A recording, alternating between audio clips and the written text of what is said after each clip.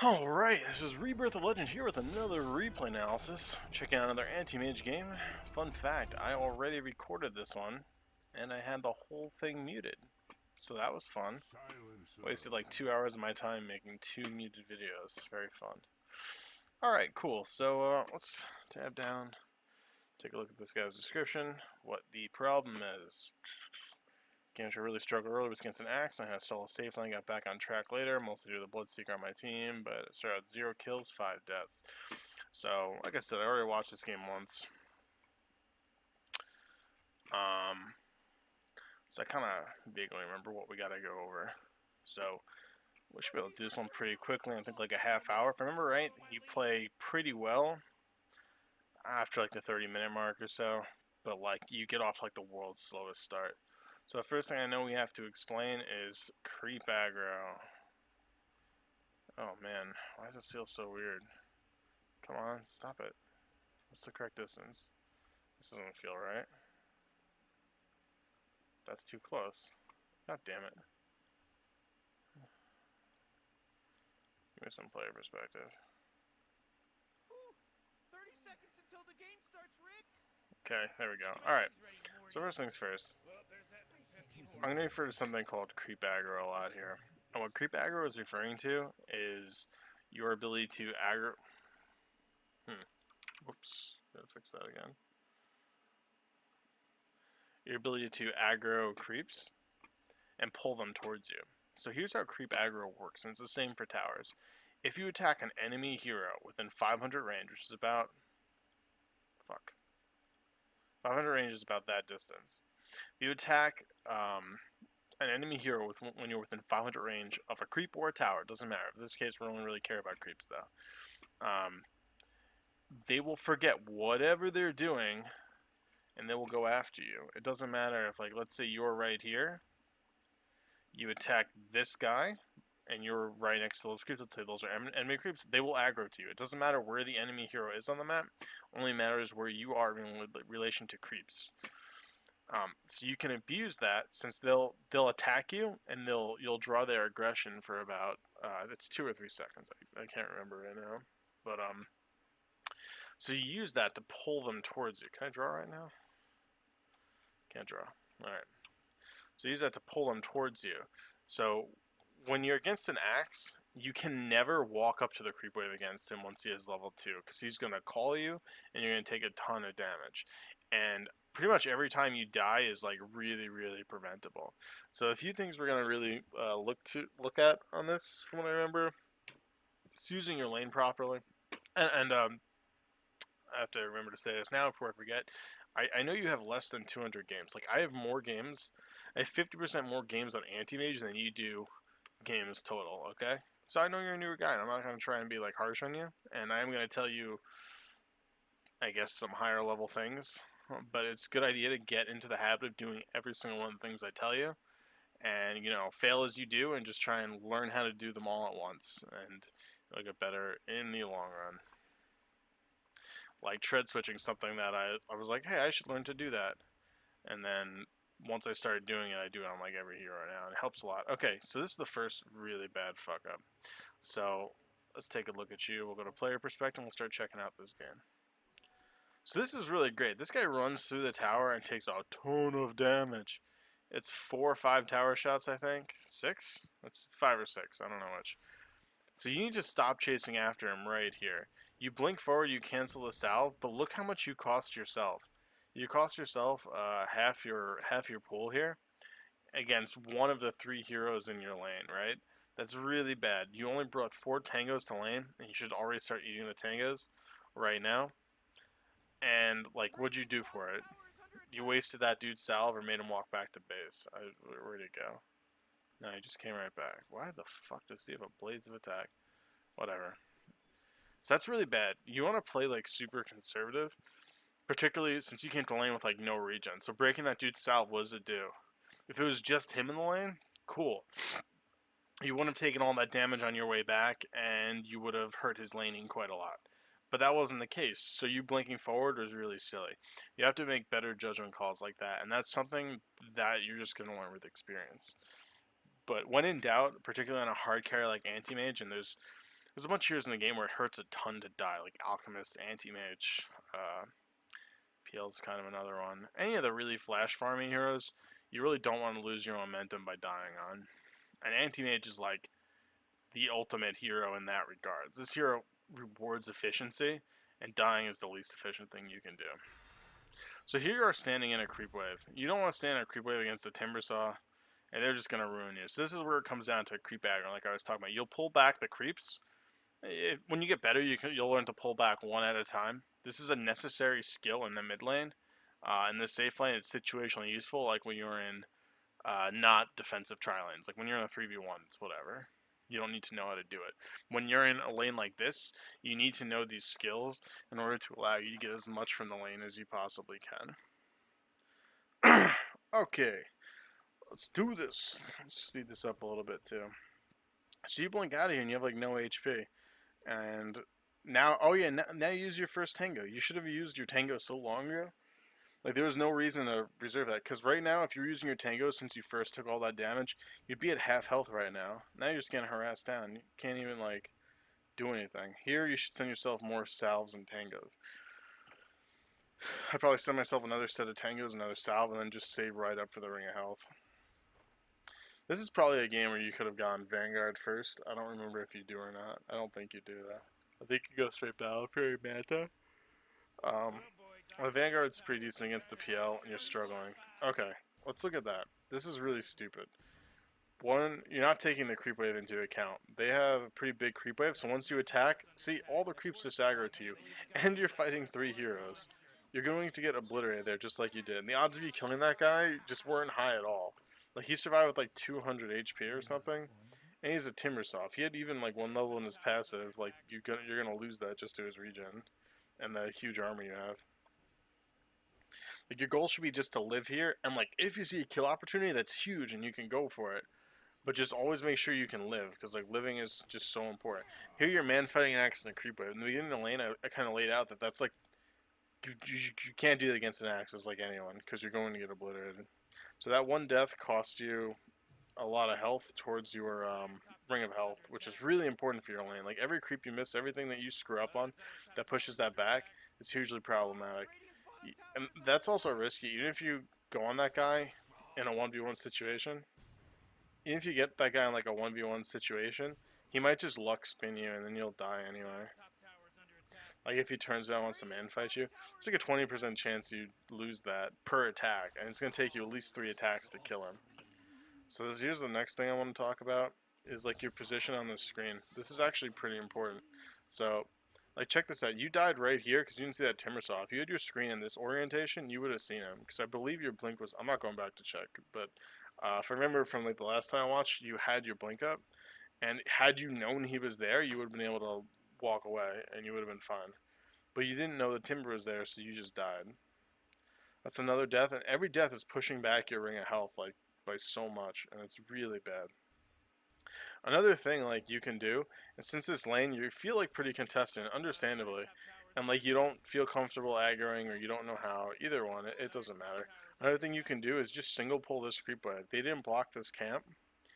Just the pull timer is between about 13 and 15 seconds. If you attack this and walk down to here, you'll pull the creep wave. Oh, I'm sorry, I'm kind of tired. You'll pull the neutral creeps into your creep wave, which will pull their creeps underneath your tower. So you can go here, you auto this down, and then that will let you creep under tower too. And that's just you understanding how to last hit on the hero you're choosing to play, which is something you can practice in custom games and something you should be really familiar with on any hero you play. This is how to actually get your last hits when the opportunities arise. It's very important. Finally got your ring of health. It's good, man. If you don't feel you can get to the side shop, just run that crap right over you. You can't wait. So, like, hypothetically, if I was in this lane, I would try aggroing when I can. It's 3 melee, or it was, the PLF. But, like, if it's 2 or 3 melee, you can aggro and just pull. And, like, the only thing you have to do in this lane is not die. And they actually don't really have a way to kill you unless you do stupid stuff, right? Like, fighting the axe and the creep wave brought you super low and ruined your presence in the lane. That's actually another thing I meant to talk about. You have to think about how trades calculate into your ability to lane, right? So, oh, I can dive a tower and get a kill, but then I lose, which can be even worse than dying sometimes. I lose 80% of my health to dive and get this kill, 90% of my health, and you're at 100 HP. So your enemy respawns, he comes to lane, and you're actually unable to lane against him with that low of HP. And maybe you don't have the salves, so you can't regen all that back up. I had a game where I was a Slark and I was 1v1ing a Tide Hunter? I think it was a Tide. And I started out with 8 tangos and a ring of protection. I was beating him up, but then I tried harassing him under tower, and I accidentally drew the aggro on here, and I took like 3 hits, and it actually lost the lane for me because I needed to get to level 6, and it made it so I couldn't creep until I got to level 6. So that Tidehunter got like an amazing lane because within the first 3 minutes, I fucked up the whole lane for myself. So something you really have to consider. Like, will going on this person ruin my capacity to lane? Then it's also not worth it.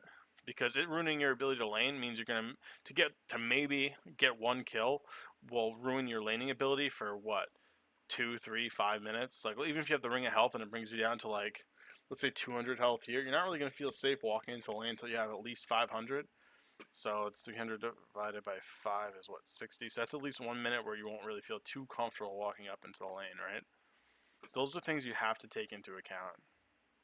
And that is like a more, I guess, more advanced way of approaching laning.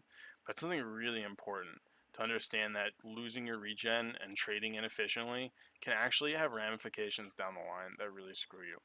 But to summarize, like the important things here, I think, are learning to creep aggro for situations like this, and you can pull the creeps to you, so you can creep safely. And then whether or not you can do that, you also want to abuse pulling this, pulling your creep wave into the neutral creeps, killing the neutral creeps, like auto them down as fast as you can. Don't try and deny your creep wave really.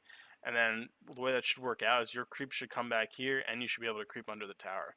That way you're not tanking creeps under the tower because your creeps shouldn't be too far behind you. So you don't lose that much HP from that. And now you see us under tower, which is just like playing a bot game. It's super easy. And that gets you a few more creeps here. Like every little bit's gonna count because getting your ring of health is like a really critical part of this lane, and getting your quelling blade is really important.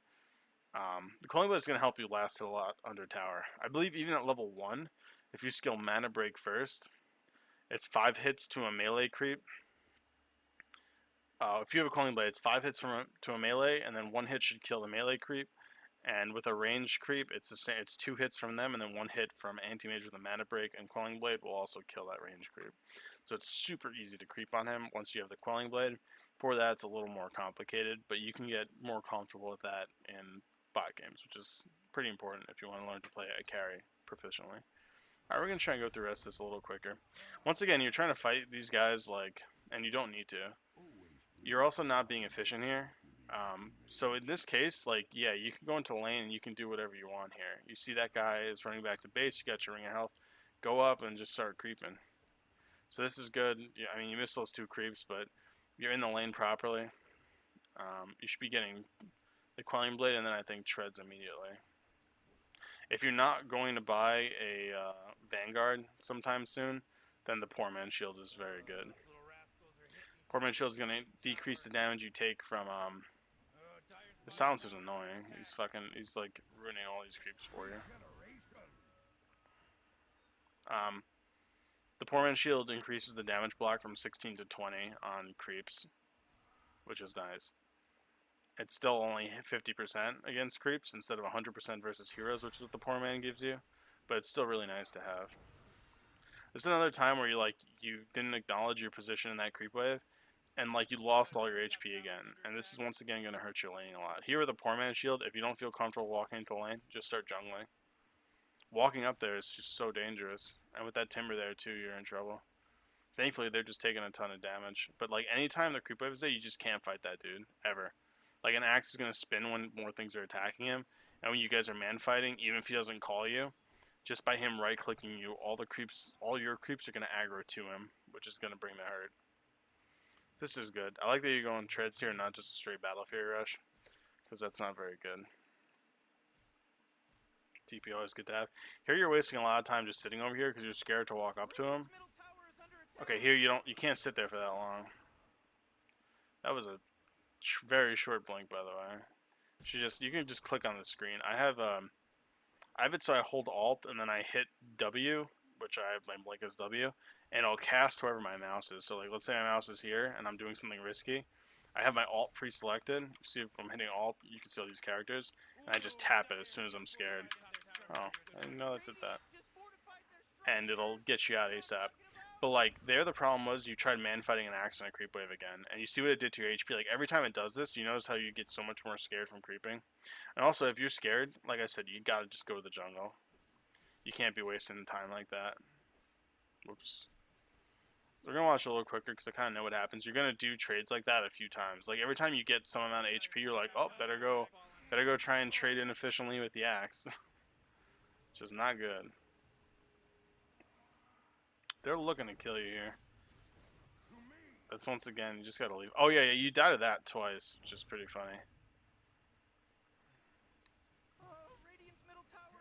Yeah, so that's another time where it's like, why are you even walking up there? And in a situation like this, if you're feeling really unsafe, dude, just buy your own obs words. It doesn't matter. 150 gold. Not even, what's it, 120 now? How much are these fucking things? Good job. Nice kill. Didn't matter. What is 65 now? Alright, 130 gold. It makes so you should never die again from like any sort of surprises or shenanigans. But it's got 15-minute treads. It's pretty rough life. So I'll go back here. Here, like, okay, so you're scaring this lane. This goes back to that efficiency thing I was talking about. I believe you're going to stand in this area for like 3 or 4 minutes, not creeping at all. Not acceptable at all in an anti-mage. Creep the jungle. Creep anywhere else. Go to a different lane. But no matter what, you can't be wasting time like this. And this can be still on any carry, but on AM it's particularly bad because of how fast you need to get online. You can't afford to waste time like this. Like this whole thing started at what, 15 minutes? You just stand here and you die. Okay, it was actually only like, I guess a minute and a half, 2 minutes, but I think you do it another time too. But you just sat there low on HP, the axe battle hungered you and you died. Like there's, oh, it's level 4, that's why, damn. That hurts, for show. Here you should be on Agi Treads. You want to be Agi Treads when you're farming, Strength Treads when you're fighting, and Int Treads when you're using an ability. So when I was talking about tread switching before, it has to do with what you have your treads on when you're doing different tasks. Here you just sat there and took, what, 800 damage from a sniper. Like as soon as he's autoing you, you like get whatever creep you have and you leave. You can't afford to lose all that HP because now once again you're going to be scared to go in the lane, or when you do, they can kill you. You have one more death, and I think this is where it happens. I think you get called again. He just has to walk up and thing you, and you'll die again. Here, okay. I actually know you're gonna die in a second.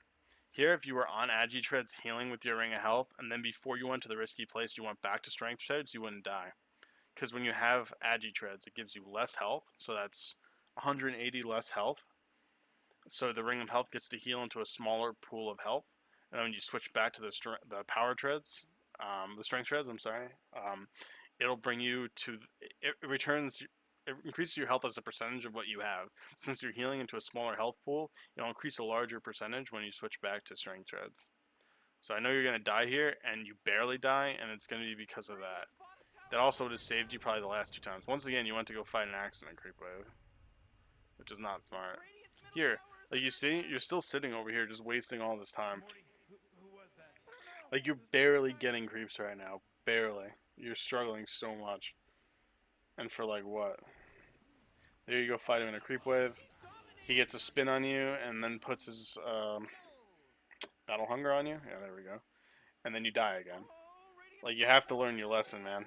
It's like the 3rd time you died from like a battle hunger. Which is pretty funny in an anti-mage since it should be very hard for a battle hunger to kill you with your innate abilities. Like here, once again, you're wasting a lot of time trying to fight bottom. AM just really wants to farm for like a very extended period of time. I shouldn't even say extended. Like you want to farm to when you get to certain items, and it shouldn't take you that long to get to these items, unless you're like, oh yeah, Bloodseeker. I was thinking like, how do you see him? That's because of Bloodseeker.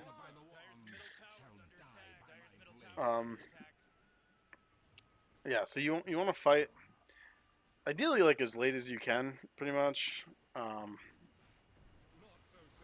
The only reason you live through this fight is because of the Kunkka ult. You see how your HP dropped to 0? Kunkka's ult delays 50% of the damage to you and makes it happen afterwards. Man fighting that axe was, once again, kind of silly. Anytime you have to fight that guy in a creep wave, you better be like 4 slotted, or like or like twice his net worth to even think you can do that, Oh, Radiant's top because tower he's is gonna under blow you attack. up. Oh, Radiant's top tower is under Oh, attack. It's fallen. I remember in the last video, I didn't realize that his thing does pure damage now, so I was trying to tell you to get a Bassi or something. We're starting with. See, once again, like you're training with this dude in a creep wave, just stop it.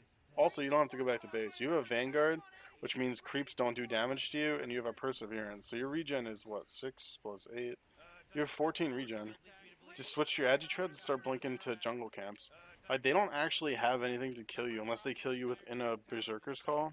Which, since you're far behind, it's possible, but it's Oh, still pretty Radiant's bottom difficult, tower right? is under attack. Radiant's bottom tower is under attack. Like they have 3.2 seconds to deal 1,500 damage to you, and Oh, it's it's definitely, a and killing that spree for involves, if they Radiant. had, if the jug if the if he called you, if the axe called you and the jug ulted you and the sniper was autoing you, you might die, and if the timber was there, I'd say you would die. That's 4 heroes required to kill you if they're all like coordinated. And since this is a low skill game, that's never gonna happen. Here we're not looking at fights, we're just farming. Here you actually start farming and you're gonna get your Radiant's battle top fury. tower is under attack. Feels like they don't even care. Oh, I got telephone. 2 minutes. 2 minutes. Radiant's middle tower is under attack. Oh, I don't Radiant's believe this middle game's tower much has been longer, right? destroyed. We're watching this quickly anyway. So we get some nice fights and you don't die going forward, and you just go right into the Manta. That's smart if you're behind. Actually, you have the Vanguard. I was going to say about getting a Vlad's, but that's kind of irrelevant right now because of your position in the game. Like, you're so far behind, you get Vlad's to like get yourself ahead, or if you really need the life steal or armor or something. In this game, it's not necessary because you have the Vanguard already, which I think the Vanguard was the correct decision. So you get some really nice comeback gold from getting all these kills, and it kind of propels you to get your items. But like, you're still, Radiant's courier got killed. You know my oh shield man, you're isn't still worried. 15 minutes behind in your item progression, maybe a little more. I think you should have Vanguard Treads Battle Fury at like 18 minutes. That sounds pretty reasonable. Depends which item you get first, I guess. If you get the Battle Fury first, you can probably have it at like 16, 15 minutes. But if you get the Vanguard first, then you can probably push it back like 2 minutes in what you'd reasonably expect. Tower is under attack. Radiant's top I tower know is it was under like a attack. tough lane and everything, but I'm just speaking general timings. So, do you even have this finished? Why is this queued up to the next item? Yeah, but like once you have the Manta, like you feel comfortable getting pick-offs and contributing in fights, but like that's the point where you like hit like a really strong curve on Antimage. See, like now you can beat on the axe, and there's not much you can really do about it, right? You just beat him up. But like all before this, it's a very contentious like thing to do, and it's very hard. So I think we saw like a lot. Like you're being more efficient now, but like the really big things, I don't think anything important. You just get a bunch of kills. You don't die anymore. You push. You start farming somewhat reasonably. There's plenty of games I have where you can look at farming patterns. I'll send you the link to the farming tutorial I made a long time ago. It's still relevant now. Nothing's really changed. Um, it'll teach you the general way you want to farm on like an anti-mage or any hero that can flash farm. So we'll slow this down for a second and we'll. Oh, this is about to end, huh? Yeah, so I'll show you the general farming patterns, which will also help you. But like the really big things, okay, I guess they're queuing us. Um, the really big things that you have to take away from this are when you're in a lane like that, creep aggro. Very important. Creep aggro and your ability to last under tower. Because when you're in contested lane, every last hit matters a lot. That ring of health being put off because you missed 4 creeps, it gets pushed back like 2 minutes, is can be catastrophic to your ability to lane. Second, understand like your ability to trade and your position in a lane. You wasted your salve by blinking forward on that timber saw in the first 30 seconds of the game, and that puts you in a really awkward spot for the rest of that lane. And there was a few times where you just tried to like force a kill that just wasn't going to happen. Just play safer. And when in doubt, just play safe. If you don't understand the limits, in the future you can try and push limits if you really want, but like for now, just try and play safe. Second, if you're in a super contested lane like that, you either have to pull the creeps, or I guess this is third. But I guess it's also kind of part of the first one. Anyway, pull creeps, aggro creeps, like I explained in the beginning of the video, and pull them towards you. And you can also pull the neutral creeps into the wave, into your lane. Pull your creep wave, attack those, and then creep under tower. That's the easiest way to do it. If you don't feel comfortable aggroing, just pull your own creep wave, get these 3 creeps for free, and then creep under the tower.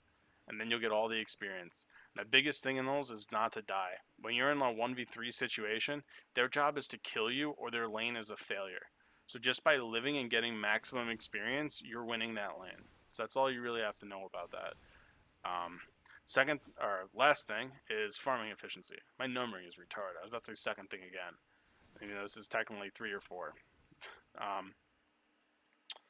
So what was this thing? Okay, so never waste time. If you can't creep here and you got like at least the ring of health or fuck it, a poor man's shield and some tangos, start creeping the woods. Like if you can't even walk into the lane at all, start creeping the woods. Farm this, farm that. And then when the creep wave gets under tower, go there and farm it. If you can't walk over the lane at all, that's what you have to be doing. You cannot waste any time. You spend a huge portion of the time here with like right before your Vanguard and when you had the Vanguard, just wasting your time just standing here, getting like no farm at all and getting bullied by an axe. And that axe is he's holding you in place just because you're choosing to stand there. You could have farmed out the woods like 5 times over. You could have farmed your ancients because you have a Vanguard. You could farm this. You could push top lane. There's so many things you can do, but you had yourself transfixed sitting in this area. Well, not even this area, this area. You had yourself just sitting here not creeping because there's an axe there. When you could ignore this small area, farm out all of this, or you could even just go here and farm out all of this. Yeah. There were tons of options, and the worst one was sitting here and dying twice. Because sitting there is bad enough, and dying just made it even worse. Anyway, so that's going to mark the end of this video, not just because the queue put up, but because we also finished explaining everything. So I hope it helps. So that is it. End of video.